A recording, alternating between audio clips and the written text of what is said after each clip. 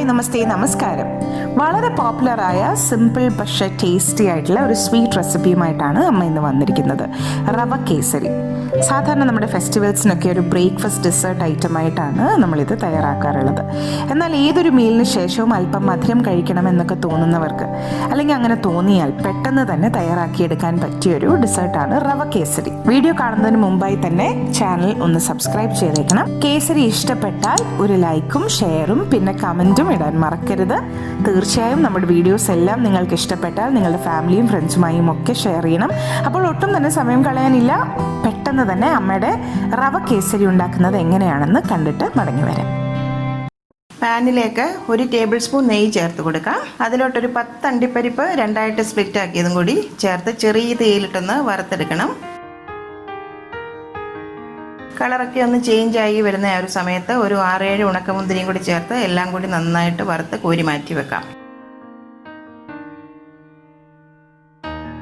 1 cup റവയ്ക്ക് 1 cup നെയ്യാണ് ഞാനിവിടെ ചേർക്കുന്നത്. നമ്മൾ ഏത് കപ്പിൽ അളക്കുന്നോ അതേ കപ്പിൽ തന്നെ എല്ലാം അളന്നെടുക്കാനായിട്ട് ശ്രദ്ധിക്കണം. അപ്പം നമ്മൾ ബാക്കിയിരിക്കുന്ന ആ നെയ്യും കൂടി ഈ പാനിലേക്ക് ചേർത്ത് കൊടുക്കാം. അതിൽ നിന്ന് ഒരു 2 ടേബിൾ സ്പൂൺ നെയ്യ് ഞാൻ മാറ്റി വെക്കുന്നുണ്ട്. ബാക്കി ഇതിലേക്ക് ചേർത്ത് കൊടുക്കാം. നെയ്യൊക്കെ നന്നായിട്ട് ഉരുകി വരുന്ന സമയത്ത് അതിലേക്ക് 1 കപ്പ് റവ ചേർത്ത് കൊടുക്കാം. അതായത് 1 കപ്പ് റവയ്ക്ക് 1 കപ്പ് നെയ്യാണ് എടുക്കേണ്ടത് കേട്ടോ. അതായത് നമ്മുടെ വായിലിട്ടാൽ അലിഞ്ഞു പോകുന്ന കേസരി എന്നൊക്കെ പറയത്തില്ലേ, അങ്ങനെയുള്ള ഒരു കേസരിയൊക്കെ തയ്യാറാക്കി എടുക്കണമെങ്കിൽ നല്ലവണ്ണം നെയ്യും പഞ്ചസാരയൊക്കെ ചേർത്തെങ്കിൽ മാത്രമേ അത്രയും നല്ല സോഫ്റ്റ് ആയിട്ട് നമുക്ക് കേസരി തയ്യാറാക്കാൻ പറ്റുള്ളൂ. ചെറിയ തീയിലിട്ട് റവ നന്നായിട്ട് തന്നെ വറുത്തെടുക്കണം. കളറൊന്നും അധികം മാറിപ്പോകരുത്. അതിന് മുമ്പേ തന്നെ നമുക്കിത് വറുത്ത് മാറ്റണം. എന്നാൽ നന്നായിട്ട് തന്നെ റവ വറുത്തെടുക്കുകയും വേണം. എങ്കിൽ മാത്രമേ നമ്മുടെ റവ ഒന്നിനോടൊന്നും ഒട്ടിപ്പിടിക്കാതെ നല്ല സോഫ്റ്റ് ആയിട്ട് നമുക്ക് കേസരി തയ്യാറാക്കാൻ പറ്റുള്ളൂ. ഫ്ലെയിം എപ്പോഴും ലോയിൽ തന്നെ വെക്കാനായിട്ട് ശ്രദ്ധിക്കണം, അല്ലെങ്കിൽ റവ പെട്ടെന്ന് തന്നെ കരിഞ്ഞു പോകും. ഒരു നുള്ളു ഉപ്പും കൂടി നമുക്ക് ഈ ഒരു സമയത്ത് ചേർത്ത് കൊടുക്കാം. ഇതിപ്പം റവ നന്നായിട്ട് മൂത്ത് വന്നിട്ടുണ്ട്. ഇതിനി നമുക്കങ്ങ് മാറ്റി വെക്കാം. ഇനി കേസരി തയ്യാറാക്കാനുള്ള ഒരു പാനിലേക്ക് ഒരു 1.5 കപ്പ് വെള്ളം ഞാൻ ചേർത്ത് കൊടുക്കുകയാണ്. 1/2 കപ്പ് പാലും കൂടി ചേർക്കുന്നുണ്ട്. അപ്പോൾ 1.5 കപ്പ് വെള്ളം ചേർത്തു, 1/2 കപ്പ് പാലും കൂടി ഞാൻ ചേർത്തു. ഇനി അതിലോട്ട് 1/2 കപ്പ് ക്യാരറ്റ് ജ്യൂസ് കൂടി ഞാൻ ചേർത്ത് കൊടുക്കുന്നുണ്ട്. നല്ല കളറുള്ള ക്യാരറ്റ് നോക്കി എടുക്കണം. അത് മിക്സിയുടെ ജാറിലിട്ട് 1/2 കപ്പ് വെള്ളം കൂടി ചേർത്ത് നല്ല ജ്യൂസ് ആക്കി എടുത്തിരിക്കുന്നതാണ്. ഇതിപ്പോൾ ആ ക്യാരറ്റിൻ്റെ വെള്ളമൊക്കെ തിളച്ച് വരുമ്പോൾ ഒരു നല്ല മഞ്ഞ കളറായിരിക്കും നമ്മുടെ കേസരിക്ക് കിട്ടുന്നത് കേട്ടോ. നമുക്ക് വീട്ടിലൊക്കെ തയ്യാറാക്കുമ്പോൾ ഇങ്ങനെ ഉണ്ടാക്കിയാൽ പോരെ, നമുക്ക് ആർട്ടിഫിഷ്യലായിട്ടുള്ള കളറൊന്നും ചേർക്കേണ്ട ആവശ്യമില്ലല്ലോ. അപ്പോൾ ഇപ്പോൾ മൊത്തത്തിൽ 1.5 കപ്പ് വെള്ളം, 1/2 കപ്പ് പാല്, 1/2 കപ്പ് ക്യാരറ്റ് ജ്യൂസ്, ഇത്രയാണ് ഞാൻ ചേർത്ത് കൊടുത്തിരിക്കുന്നത്. ഈ വെള്ളവും പാലും എല്ലാം കൂടി ഒന്ന് നന്നായിട്ട് തിളച്ച് വരണം. ഇതിനെ അടച്ച് വെച്ച് നമുക്ക് തിളയ്ക്കാനായിട്ട് വെയിറ്റ് ചെയ്യാം. നമുക്കൊന്ന് തുറന്ന് നോക്കാം. ഇപ്പം പാലും വെള്ളവും ഒക്കെ കൂടി നന്നായിട്ട് തിളച്ച് വന്നിട്ടുണ്ട്. വെള്ളമൊക്കെ നല്ല വെട്ടി തിളയ്ക്കുന്ന സമയത്ത് നമ്മൾ ആ വറുത്ത് വെച്ചിരിക്കുന്ന റവ ഇതിലേക്ക് ചേർത്ത് കൊടുക്കണം. ഫ്ലെയിമൊക്കെ ഒന്ന് സിമ്മിലേക്ക് ആക്കണം. ഒന്ന് ഇളക്കി അങ്ങ് മിക്സ് ആക്കാം. നമ്മൾ റവയൊക്കെ നന്നായിട്ട് നെയ്യിൽ വറുത്തെടുത്തിരിക്കുന്നതല്ലേ, അതുകൊണ്ട് ഒട്ടും തന്നെ ഇത് കട്ട പിടിക്കത്തില്ല. എൻ്റെ പാൻ ആക്ച്വലി കുറച്ചൊന്ന് ചെറുതായി പോയെന്ന് തോന്നുന്നു കേട്ടോ. ഒന്ന് ഇളക്കാൻ കുറച്ച് ബുദ്ധിമുട്ടുണ്ട്. ചില സമയത്ത് നമുക്ക് ഇങ്ങനത്തെ പ്രശ്നങ്ങളൊക്കെ ഉണ്ടാകും. എന്നാലും സാരമില്ല, നമുക്ക് അഡ്ജസ്റ്റ് ചെയ്യാം. നിങ്ങളിത് വീട്ടിൽ തയ്യാറാക്കുമ്പോൾ ഇതിൻ്റെ പകുതി ക്വാണ്ടിറ്റി ഒക്കെ ചെയ്താൽ മതിയാവും. ഇവിടെ ഇപ്പോൾ എനിക്ക് കൊച്ചുമക്കളൊക്കെ ഉള്ളതുകൊണ്ടാണ് ഞാൻ വലിയൊരു കപ്പ് റവ തന്നെ എടുത്തത്. ഒന്നങ്ങ് മിക്സ് ആക്കി കൊടുത്ത ശേഷം നമുക്കിത് സിമ്മിലിട്ടിട്ട് ഒന്ന് അടച്ചു വെച്ച് വേവിക്കണം.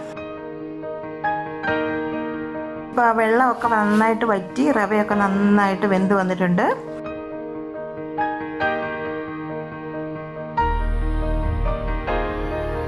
ഒട്ടും കട്ടയൊന്നും കെട്ടിയിട്ടില്ല കണ്ടോ.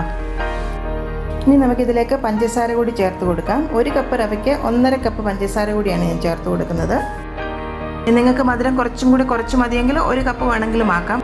പക്ഷേ 1 കപ്പിന് 1.5 കപ്പ് പഞ്ചസാര എന്ന് പറയുന്നത് കറക്റ്റായിട്ടൊരു മധുരമാണ് കേസരിക്ക്. പഞ്ചസാര ചേർക്കുമ്പോൾ ഒന്നും കൂടി എല്ലാം ഒന്ന് ലൂസായി വരും. പഞ്ചസാരയൊക്കെ ഒന്ന് അലിഞ്ഞു വരുമ്പം നന്നായിട്ട് തന്നെ മിക്സ് ആക്കാം. ഈ ഒരു ക്വാണ്ടിറ്റിക്ക് ഈ ഒരു പാൻ കുറച്ച് ചെറുതായി പോയതിൻ്റെ ബുദ്ധിമുട്ടുണ്ട് ഒന്ന് ഇളക്കിയെടുക്കാനായിട്ട്. ഇപ്പോൾ ആ പഞ്ചസാരയൊക്കെ ഒന്ന് നല്ലവണ്ണം അലിഞ്ഞ് നല്ലവണ്ണം ലൂസായി വന്നിട്ടുണ്ട് കണ്ടില്ലേ.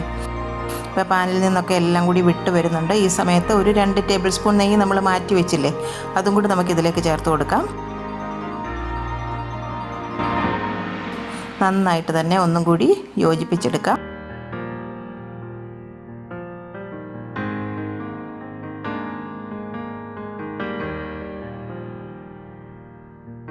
കാണുമ്പോൾ തന്നെ നിങ്ങൾക്കറിയാം നല്ല വിട്ട് കിടക്കുന്ന സോഫ്റ്റ് ആയിട്ടുള്ള ഒരു കേസരിയാണിത്.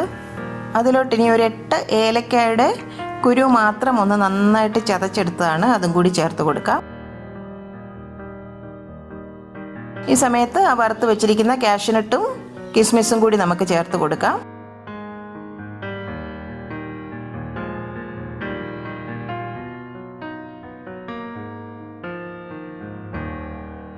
എല്ലാം കൂടി ഒന്നുകൂടി അങ്ങ് ഇളക്കി മിക്സ് ആക്കാം.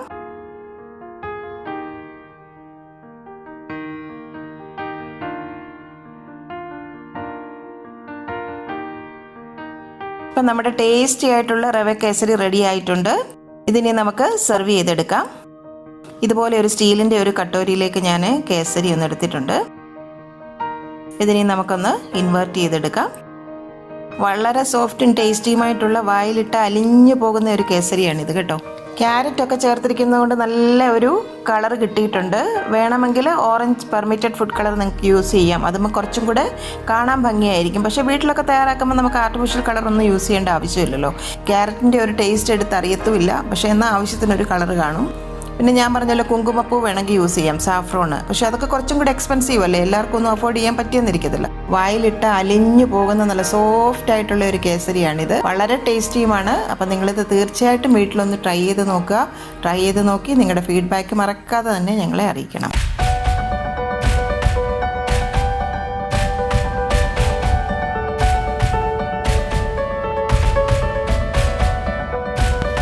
അമ്മയുടെ ഇന്നത്തെ റെസിപ്പി നിങ്ങൾക്ക് ഇഷ്ടമായെങ്കിൽ ഈ വീഡിയോ നിങ്ങൾ തീർച്ചയായും ലൈക്ക് ചെയ്ത് ഷെയർ ചെയ്യണം.